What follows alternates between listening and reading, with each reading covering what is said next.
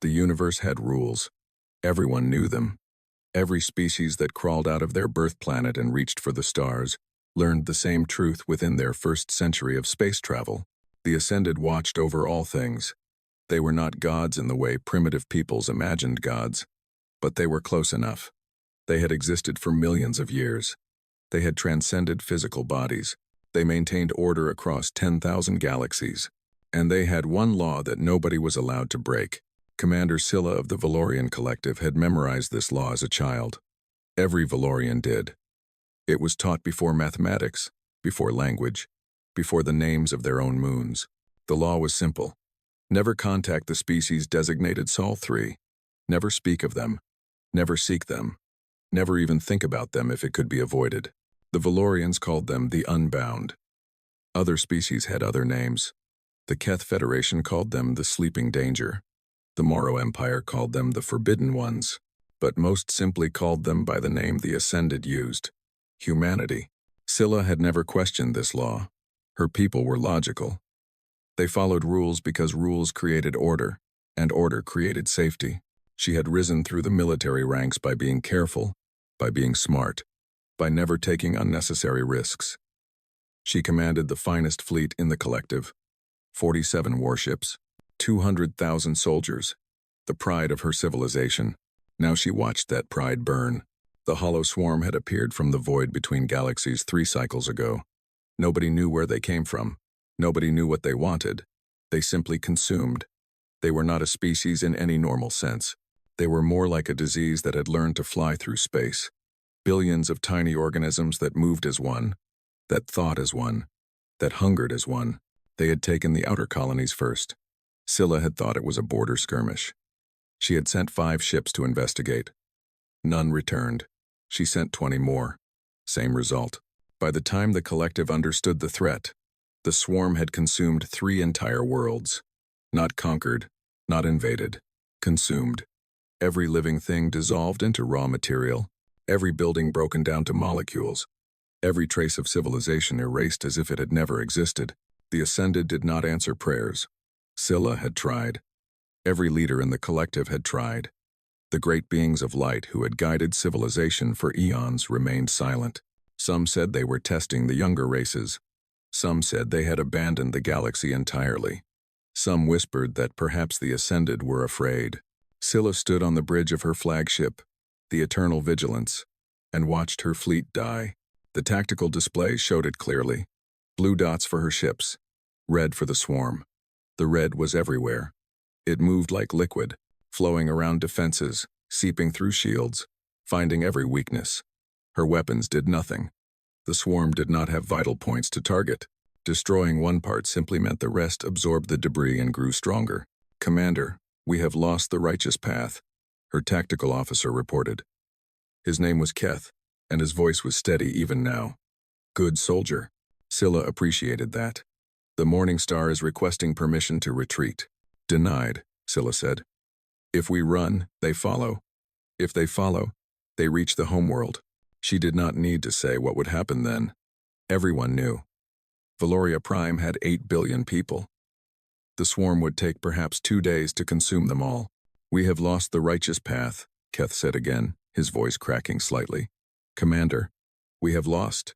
We have lost 17 ships in the last hour." Scylla closed her eyes. 17 ships, 30,000 soldiers, gone. Not dead in the noble sense her people believed in. Not passed on to whatever waited beyond. Simply dissolved, absorbed, made into more swarm. She opened her eyes and looked at the corner of her bridge. There was a terminal there that she had never used, that no commander had ever used in the history of the collective. It was old technology, installed on every flagship for reasons nobody remembered. Every captain knew what it was. Every captain knew it was forbidden. The emergency beacon. Frequency. Sol 3. "Commander," Keth said, following her gaze. "You cannot. The Ascended have not answered us. The law was made by beings who have abandoned us." Scylla walked toward the terminal. Her legs felt weak. Her heart beat too fast. She was about to do something that no Valorian had done in recorded history. "I have a duty to my people, Keth, not to gods who refuse to speak. The humans are dangerous. The Ascended sealed them away for a reason. Then perhaps dangerous is what we need. She reached the terminal. It was covered in dust. The controls were simple. One button, one frequency, one species that the entire galaxy had agreed to forget. Keth grabbed her arm. His grip was tight. Commander, think about what you are doing. Even if the humans come, even if they help, the Ascended will punish us. They will punish all of us. Our entire civilization could be erased. Our entire civilization will be erased in 3 days if I do nothing. Scylla met his eyes. I am not asking for permission, old friend. I am asking you to witness. If this damns us, let the record show that I alone made the choice. She turned back to the terminal. Outside the viewport, another ship exploded. The swarm was adapting to their weapons faster now. Learning, growing. In an hour, perhaps less, it would reach the eternal vigilance. Scylla would dissolve like all the others. Her thoughts would be absorbed. Her memories would become food for something that did not care. Unless, she pressed the button. The terminal hummed. A light turned green. Somewhere across the impossible vastness of space, a signal traveled faster than light, faster than thought, faster than the Ascended themselves could track. It reached a small blue planet in an unremarkable solar system. A planet that had been quarantined for 6,000 years. A planet whose people had been erased from every database, every history book, every memory. The signal was simple. It contained coordinates. It contained a request. It contained a single word that the humans would understand. Help. Scylla stepped back from the terminal. The light stayed green. The signal continued broadcasting. Somewhere in the void, something was listening. She had broken the oldest law in the universe. Now she would find out why it existed. 6 hours passed. The swarm continued its advance. The Eternal Vigilance lost 3 more escort ships. The crew moved through their duties with the quiet efficiency of people who had accepted death. Scylla remained on the bridge, watching the terminal, waiting for something that might never come. Keth approached her with a data tablet. Commander, the swarm will reach our position in approximately 40 minutes.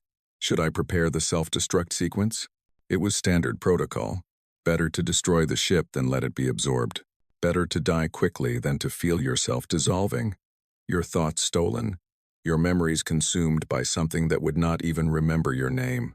Not yet, Scylla said. We wait. For what? Commander, with respect, the humans are not coming. Perhaps they never received the signal. Perhaps they no longer exist. Perhaps, the sensor officer screamed. It was not a scream of fear. It was a scream of confusion. Scylla turned to see him staring at his display, his 4 eyes wide, his hands trembling over the controls. Something is wrong with space, he said. Commander, something is wrong with space itself. Scylla looked at the main viewport. At first, she saw nothing unusual. Stars, the distant glow of the swarm, the debris of her fallen fleet. Then she saw it, a point in the void where the stars bent, where light itself seemed to fold, where the rules of physics that governed the universe simply stopped working. A ship emerged from the fold.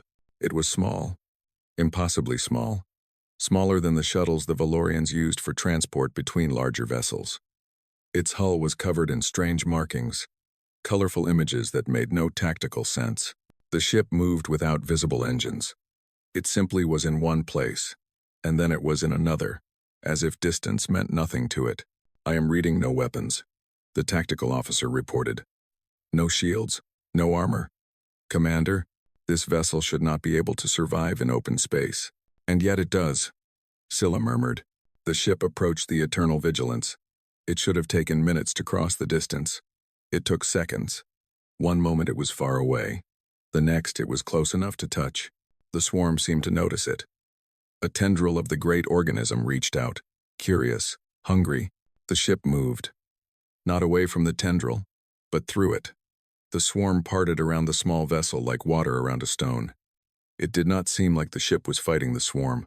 It seemed like the swarm simply could not touch it. We are receiving a communication request, the sensor officer said.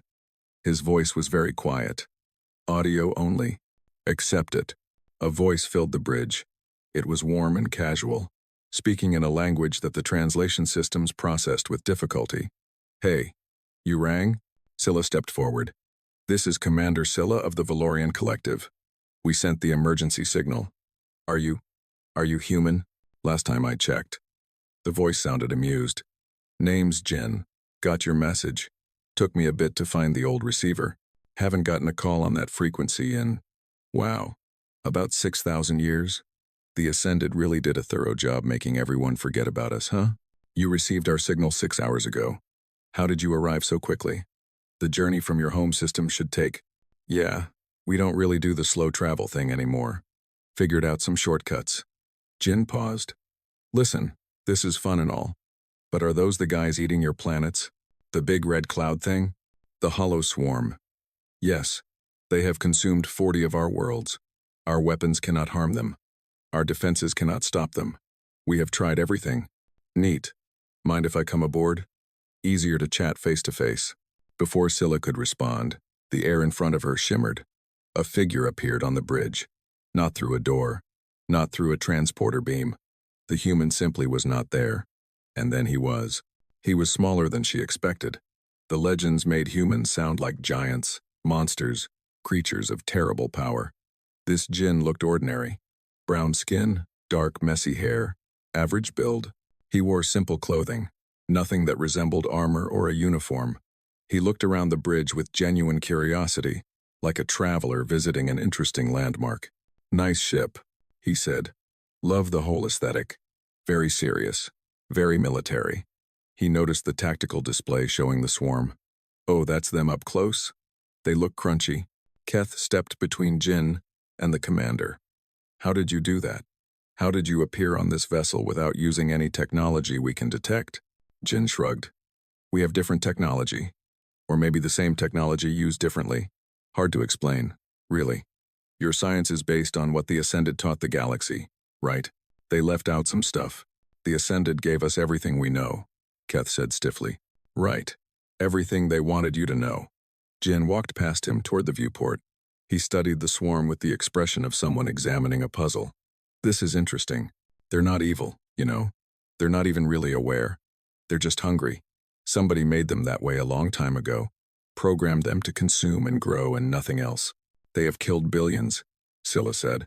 Yeah, that's the problem with making a thing that's only hungry. It doesn't know how to stop. Jin turned to face her. We can help. That's why you called, right? Can you destroy them? Jin tilted his head. Probably, but that seems wasteful. They're actually kind of amazing from a biological perspective. Self-replicating, perfectly efficient, capable of surviving in any environment. Destroying them would be like burning down a forest because you don't like the bears. The bears are eating my people. Fair point, Jin smiled. It was a strange smile, warm and sad at the same time. Let me make some calls. I know some folks who are really good at this kind of problem. Fixing things instead of breaking them, I mean. You have more ships? More humans? A few. He pulled a small device from his pocket. It looked like a simple rectangle of glass. Might take a day to get everyone together. Can your fleet hold out that long? Scylla looked at the tactical display. The numbers were bad. Very bad. But they were better than they had been an hour ago. We can try. That's all anyone can do. Jin pressed something on his device. Hey, Okonkwo. Yeah, it's me. Found something interesting. You're going to want to see this. Bring the others. He lowered the device and looked at Scylla with those strange human eyes. There was something in them she could not identify. Not pity, not contempt. Something else. You took a big risk calling us, he said. The Ascended aren't going to be happy. I know. They might punish your people. I know that too. Jin nodded slowly. You called anyway, because your people needed help, and you were willing to sacrifice everything to get it for them. He smiled again, and this time it was warmer. That's very human of you, Commander. I think we're going to get along just fine. The other humans arrived throughout the night. They came in ships that made no sense. One vessel looked like it was made of living crystal. Another appeared to be held together by nothing more than hope and colored wire. A third was completely invisible to sensors. Scylla only knew it existed because she could see the stars disappearing behind its outline. By morning, 17 human ships floated near the Eternal Vigilance. The swarm had paused its advance. Scylla did not know if this was because the humans had done something, or because the swarm was confused by these strange new arrivals. Either way, she was grateful for the time. The humans gathered in the observation deck. Jin had requested a space where they could meet, and Scylla had given them access to the finest room on the ship. She watched them from the doorway, trying to understand what she was seeing. They did not look like conquerors. They did not look like monsters. They looked like people. Strange people. Certainly. They came in many different colors and shapes. Some were tall and thin, others short and round. Their ages ranged from very young to very old. They argued with each other constantly, but it was friendly arguing, the kind of disagreement between people who respected each other. One of them, an older woman with dark skin and gray hair, noticed Scylla watching. She walked over and extended her hand in a gesture that the translation systems identified as a greeting. "Dr. Adezo Okonkwo," she said. "I study biology. Jin tells me you have a swarm problem." "We do." Scylla accepted the hand gesture, mimicking the motion the human had made. "You think you can help?" "I know I can help. The question is how." Okonkwo looked out at the swarm through the observation windows. Jin was right. They are not evil. They are not even choosing to do this. They are following their programming. Their programming? Someone created them. Long ago, before even the Ascended existed, there was another civilization. They built the swarm as a tool, a way to break down dead worlds and harvest resources. But the creators died out, and the swarm kept working. It does not know how to stop. It does not know there is anything else. Scylla felt something cold in her chest. "You are saying this thing that has killed billions of my people is just a tool? A broken tool? A tool that has forgotten its purpose?" Okonkwo turned to face her. "Does that make the deaths less tragic?" "No." "Does it change what we need to do?" "Also no. But understanding what something is helps us figure out how to fix it." "Fix it?" "You cannot fix something like this. You can only destroy it." "Can you?" Okonkwo raised an eyebrow. "Your weapons have been trying to destroy it for 3 cycles. How is that working?" Scylla did not answer. She did not need to. Across the room, the other humans had gathered around a table covered in holographic displays. Jin was pointing at different parts of the swarm, talking quickly while the others listened and nodded. They passed data tablets back and forth. They argued about numbers and formulas that Scylla could not understand. Keth came to stand beside her. "What are they doing?" "Planning, I think." "Planning what?" "An attack?" Jin heard the question and looked up. "Not exactly. Come here, both of you. You should see this." Scylla and Keth approached the table. The holographic display showed a detailed image of the swarm, broken down into its component parts. Individual organisms were highlighted, their internal structures mapped and labeled. "The swarm is hungry," Jin explained. "That is the core of what it is. It was designed to consume matter and convert it into more of itself. But here is the interesting thing." He pointed to a section of the organism. "It is not picky about what it eats. It can consume anything. Organic matter, metals, gases, anything. We know this," Keth said. "That is why we cannot stop it." "Right. But what if we gave it something else to eat? Something it would like better than planets?" Scylla frowned. What could it possibly like better than planets? A young human, barely more than a child by the look of him, spoke up. "Dark matter." His name was Marcus, and he was apparently some kind of energy specialist. "The universe is full of it. Way more dark matter than regular matter. The swarm has been eating planets because that is what it can find easily. But dark matter is everywhere. It is just harder to detect." "The swarm cannot eat dark matter," Keth said. "Dark matter does not interact with normal matter in that way. It does not interact with normal matter the way your science understands," Okonkwo corrected. "But we have had 6,000 years to study things the Ascended did not want anyone to know. Dark matter can be harvested, can be consumed, can be used as fuel." Jin pulled up another display. This one showed a signal pattern, a complex wave of energy that pulsed in strange rhythms. "We are going to broadcast this to the swarm. It is a message, basically. A set of instructions that will rewrite their core programming. Instead of seeking regular matter, they will seek dark matter. Instead of consuming worlds, they will drift into the void between galaxies, feeding on energy that nobody else uses." "You can do that?" Scylla asked. "You can just Change what they are? We can show them a different way to be. Jin shrugged. They will still be the swarm. They will still consume and grow. But they will do it somewhere that does not hurt anyone. In a few million years, they might even become something interesting. A new form of life, living in the spaces between stars. And if this does not work, the humans exchanged glances. There was something in their expressions that Scylla could not read. Some shared understanding that she was not part of. Then we try something else, Jin said. That is how we work. We try things. If they fail, we learn from the failure and try again. We do not give up just because the first idea did not work. The Ascended would have destroyed the swarm, Keth said. That is how they handle threats. They eliminate them completely. Yeah, well, Jin smiled. But there was an edge to it. That is why they locked us away. We kept finding better solutions. We kept showing everyone that there were options besides destruction. The Ascended do not like options. They like control. The signal was ready by evening. The humans had worked through the day, refining the pattern, testing it against simulations, making adjustments based on data Scylla's own scientists provided. It was strange to watch them. They did not have ranks or hierarchies. They simply talked to each other, shared ideas, built on each other's thoughts. At sunset, measured by the rotation of the nearest planet, Jin stood before the broadcast array. Ready? He asked. Okonkwo nodded. Marcus nodded. The others nodded. Jin pressed a button. The signal went out. It traveled faster than light, carried on waves that Valorian science could not measure. It reached the swarm in seconds. For a long moment, nothing happened. Then the swarm shuddered. The great mass of organisms that had been moving toward the fleet suddenly stopped. It pulsed, contracted, expanded again. Scylla watched the tactical display, her heart's pounding. The swarm turned. Slowly at first, then faster. It was no longer moving toward the inhabited systems. It was moving away, toward the vast, empty darkness between galaxies. It worked, Keth whispered. By the Ascended, it worked.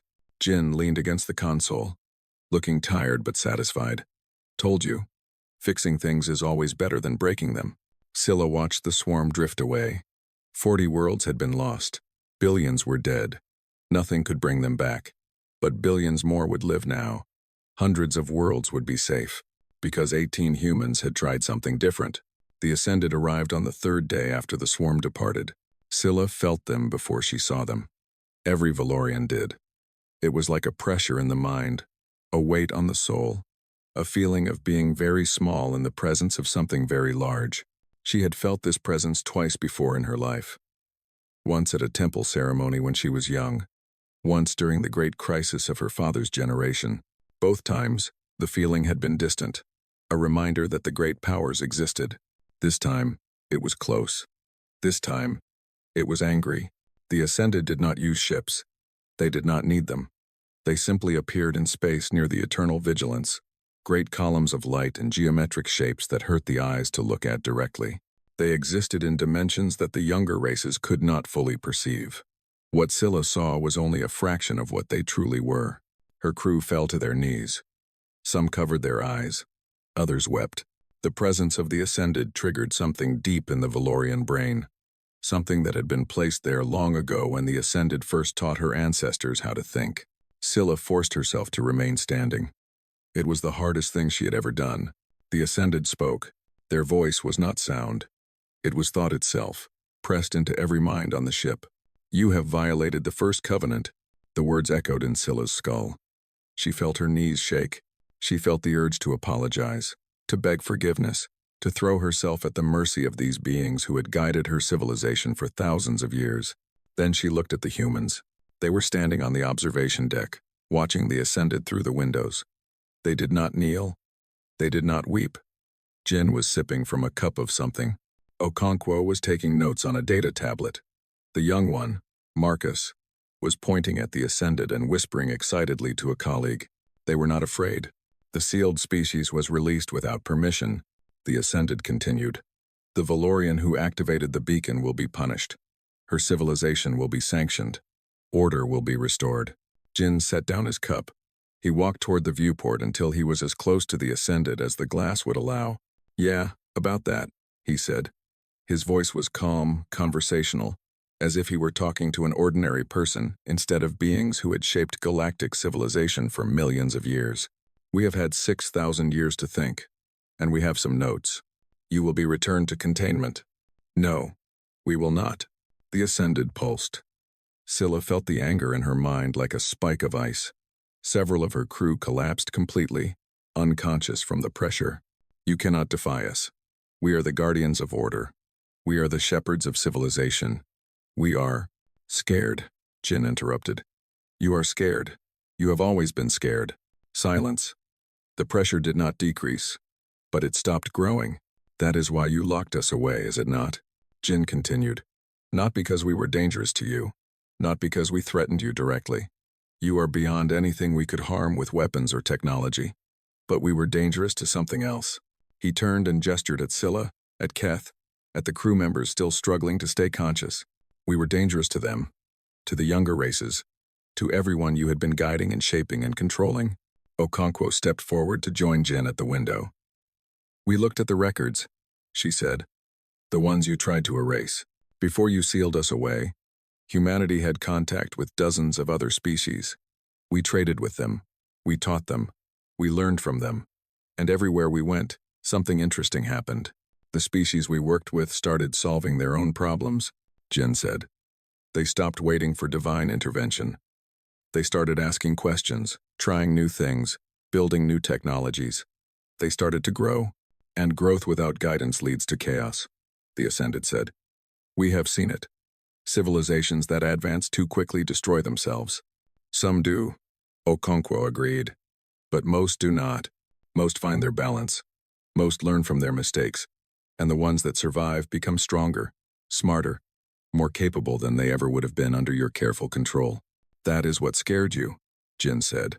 If the younger races kept growing, kept learning, kept becoming more than you expected them to be, eventually they would not need you anymore. Your role as shepherds would end. Your purpose would become meaningless. The Ascended did not respond.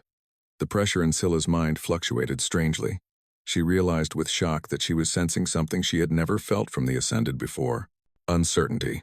The swarm crisis is over, Okonkwo continued. We solved it. Not through divine power, not through destruction, through creativity and cooperation. The younger races watched us do it. They have questions now. They want to know why you hid us, what else you have hidden, what else might be possible if they are allowed to find their own solutions. You would bring chaos, the Ascended said again, but the words felt weaker now. We would bring change, Jin corrected.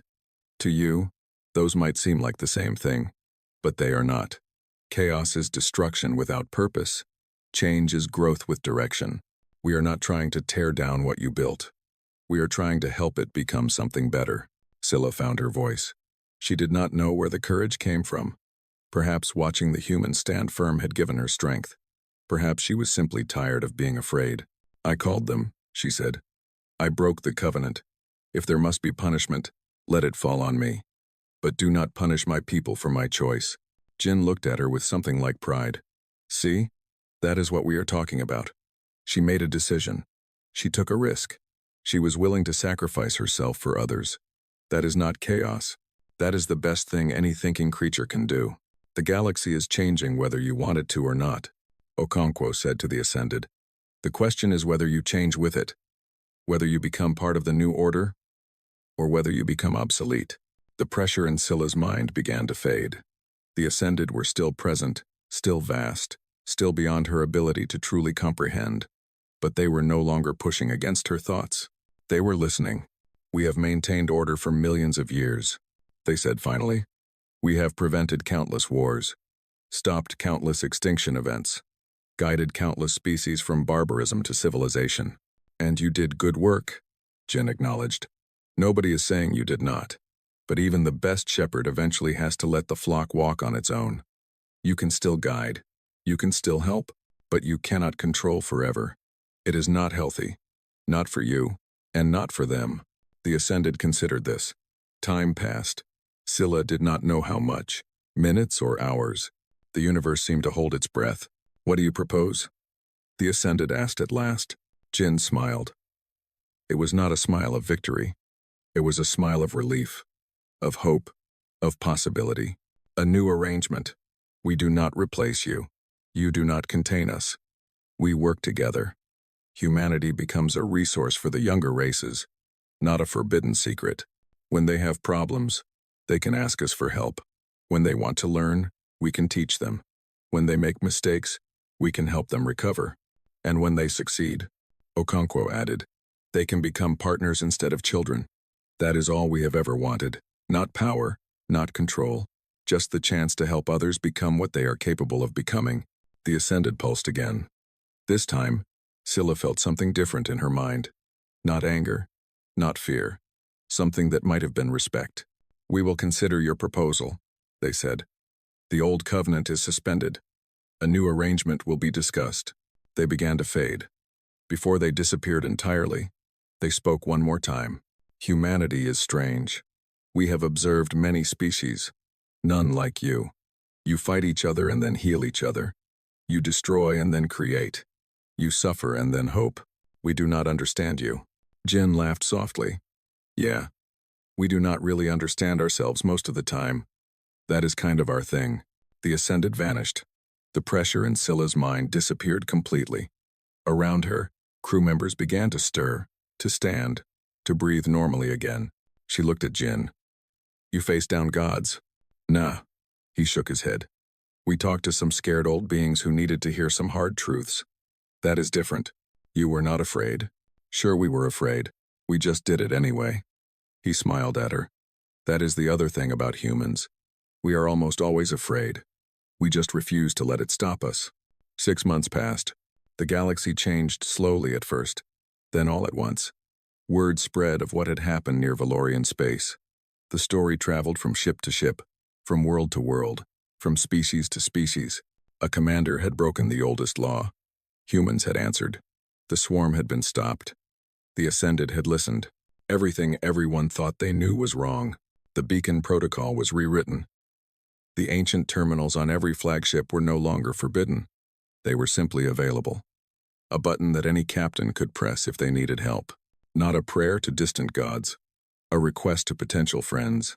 Scylla stood in the council chamber of Valoria Prime, facing the assembled leaders of her civilization. She had expected punishment.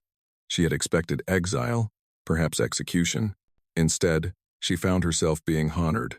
Commander Scylla acted with courage and wisdom. The High Counselor declared. When the Ascended did not answer, when our fleet was dying, she made a choice that saved our people. She reached out to those we had been taught to fear, and she found allies instead of enemies. The chamber erupted in applause.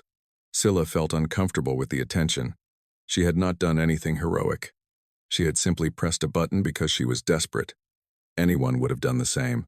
Afterward, she walked through the gardens of the capital city. The reconstruction was going well. The worlds that had been consumed could not be restored, but new colonies were being established. New lives were being built. The collective would survive. It would even grow. She found Jin sitting on a bench near a fountain, watching the water dance. I heard you are leaving, she said, sitting beside him. Yeah. Other calls coming in now. Word got out that humans are available again. Lot of people with problems they want help with. Are there enough of you? 17 humans for a whole galaxy? Jin laughed. There are more than 17 of us. A lot more. We have been busy these past 6,000 years. Building, learning, preparing. We knew the day would come when someone would press that button. We just did not know when. You waited for us. We waited for anyone. Could have been any species. Just had to be someone willing to take a risk. He looked at her. You were that someone. That matters, Scylla. That will always matter. She was quiet for a moment, listening to the fountain. I still do not understand, she said finally. Why do you help? You could have conquered the galaxy easily. Your technology is so far beyond ours that we could not even resist. Why do you choose to lift others up instead of ruling over them? It was the question she had been wanting to ask since the beginning. The question that every Valorian was asking. The question that made no sense to a galaxy that had always been taught that power existed to be used. Jin was quiet for a long time. When he spoke, his voice was different. Softer. More serious. A long time ago, Before we figured out how to do any of this, humans were just one species on one small planet. We fought each other constantly. Wars over land, over resources, over ideas. We did terrible things to each other. The kind of things that make you wonder if a species even deserves to survive. He paused, watching a bird land on the edge of the fountain. But we also did other things. When disaster struck, strangers would help strangers. When someone was hurting, others would try to heal them. When someone was lost, others would try to find them. For every act of cruelty, there was an act of kindness. For every war, there was an attempt at peace. We spent thousands of years fighting between those two parts of ourselves. The part that wanted power, and the part that wanted connection. The part that wanted to take, and the part that wanted to give. By the time we developed technology that could reshape reality itself, we had to choose. We could not be both anymore. We had to decide what kind of species we wanted to be. You chose kindness, Scylla said. We chose purpose. Kindness is what that purpose looks like from the outside. Jin smiled, but it was a sad smile. We realized that power without meaning is empty. You can have everything in the universe and still feel hollow. But when you use what you have to help others, when you see someone who was struggling start to thrive, when you watch a civilization that was dying begin to grow, that feels like something. That feels real. The Ascended do not understand that. The Ascended forgot it. They were like us once, I think. They had the same choice. But somewhere along the way, they decided that control was safer than connection. That preventing problems was better than solving them. They are not evil. They are just tired. They have been doing this for so long that they have forgotten why they started. Scylla thought about this. She thought about the Ascended as they had appeared in her mind, vast and ancient and terribly afraid. She thought about Jin and his companions, small and mortal and utterly unafraid. Will they change? She asked. The Ascended? Maybe. Change is hard for everyone. It is especially hard for beings who have been the same way for millions of years. But they are thinking about it now. That is more than they were doing before. A message came through on Scylla's communicator. She checked it and felt something warm spread through her chest. The new agreement has been finalized, she said. Humanity is officially recognized as an independent partner civilization. The beacon network is being expanded. Any species that wants help can now request it. Good. Jin stood up from the bench. Then my work here is done, for now anyway. He started to walk away, then stopped and turned back. You know what the funny thing is? The Ascended locked us away because they thought we were dangerous. They thought that if other species learned from us, they would become threats. They thought that growth meant danger. They were wrong, Scylla said. They were partially right. Growth can be dangerous. Any species that becomes more powerful can choose to use that power for harm. But that is true whether humans are involved or not. The risk exists either way. What humans add is not just knowledge or technology. We add example. We show other species that there is another way to use power. That strength can serve instead of dominate. That the more you have, the more you can give. He smiled one last time. Some species will learn that lesson, some will not. That is not up to us. We just open the door. They choose whether to walk through it. He turned and walked away through the garden, toward a small shuttle that would take him to his impossible ship. Scylla watched him go. She thought about the button she had pressed, the law she had broken, the future she had helped create. She thought about her people, rebuilding after tragedy, about the other species across the galaxy, learning for the first time that they could ask for help and receive it, about the Ascended, ancient and powerful, and finally beginning to question their own certainty. She thought about what it meant to be small in a vast universe, to have limited power and limited time, to face problems that seemed impossible to solve, and she thought about what it meant to press a button anyway, to reach out into the darkness and hope that something reached back, to believe that help was possible even when all evidence suggested otherwise. That was what the humans had given her. Not technology, not protection, not answers to all her questions. They had given her hope, and hope, she was beginning to understand, was the most powerful force in the universe. Far above, Jin's ship folded away into impossible space. Somewhere in the darkness between stars, the swarm drifted peacefully, no longer hungry for worlds. Somewhere beyond perception, the Ascended debated and discussed, and slowly, carefully, began to change. And across the galaxy, on 1,000 different worlds, other beings looked at the beacons on their ships and wondered if they too might press the button. Some of them would, and when they did, the humans would answer. They always would.